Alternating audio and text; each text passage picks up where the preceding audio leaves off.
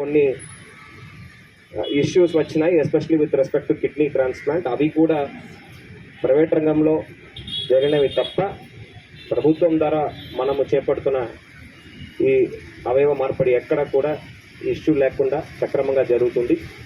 అంతేకాకుండా ఎన్టీఆర్ వైద్య సేవ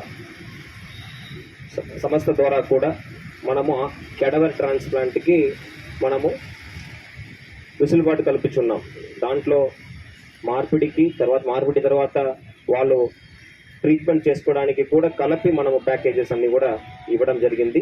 సో ప్రజలు దీన్ని దృష్టిలో పెట్టుకొని ముందుకు రావాలి, ఎక్కువగా ముందుకు వచ్చి వాళ్ళు అవయదానాలు చేయాలని ఈ సందర్భంగా తెలియజేస్తున్నాను. అంతేకాకుండా డాక్టర్స్ కమ్యూనిటీ కూడా చాలా ఎఫర్ట్ తీసుకుంటున్నారు దీని గురించి అవగాహన కల్పించడానికి. ఎన్జిఓస్ కూడా చాలా ప్రయత్నాలు చేస్తున్నారు. ఇవన్నీ కూడా కేంద్ర ప్రభుత్వం తీసుకువచ్చే ఈ కొత్త విధానాల వల్ల ఇంకా మెరుగైన మనము చికిత్సలు ఇప్పించగలము, ఇంకా ఎక్కువ అవయవ మార్పిడి చేయగలమని నేనైతే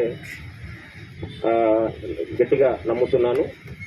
మీరు అందరూ కూడా, ప్రజలందరూ కూడా దీని గురించి పూర్తిగా ఆహ్వానం పెంచుకొని ఎక్కువ ముందుకు రావాలని ఈ సందర్భంగా తెలియజేస్తున్నాను. చాలా కేసెస్లో వాళ్ళకు ఒక భయం ఉంది, అంటే దీనివల్ల ఏదైనా మనకి ఇష్యూస్ వస్తుందా, డొనేషన్ వల్ల మనకి ఏదైనా ఫ్యూచర్లో ప్రాబ్లమ్స్ వస్తుందా, ఇది కరెక్ట్ అయిన రెసిపియంట్కి వెళ్తుందా, ఇవన్నీ ఉన్నాయి. సో దీని గురించి డాక్టర్స్ అందరూ కూడా ఎవరైతే టెర్మినల్లీ ఇల్ పేషెంట్స్ ఉన్నారో ఆర్ యాక్సిడెంట్స్లో జనరల్గా బ్రెయిన్ డెడ్ పేషెంట్స్ ఉన్నారో, ఎవరి దగ్గర సూటబుల్ డోనర్స్ మీ దగ్గర వస్తున్నారో, ఎవరు అయితే సూటబుల్ డోనర్స్ వస్తున్నారో వాళ్ళకి కౌన్సిలింగ్ తప్పనిసరిగా, వాళ్ళ ఒక పేరెంట్స్ కావచ్చు, రిలేటివ్స్ కావచ్చు, వాళ్ళకి చక్కటి కౌన్సిలింగ్ ఇచ్చేసి వాళ్ళకు ఏ విధంగా వాళ్ళు ఈ సమాజానికి ఉపయోగపడతారు, వాళ్ళు చనిపోతే కూడా ఎంతమందిని బతికించగలరు, వేరే రూపంలో వేరే మనిషి ద్వారా వాళ్ళు ఈ ప్రపంచంలో జీవించగలరు అనేది వివరించగలిగితే ఇంకా ఈ కార్యక్రమం చక్కగా జరుగుతుందనేది నా ఒక ఉద్దేశం. సో ఈ ర్యాలీని ఆర్గనైజ్ చేసిన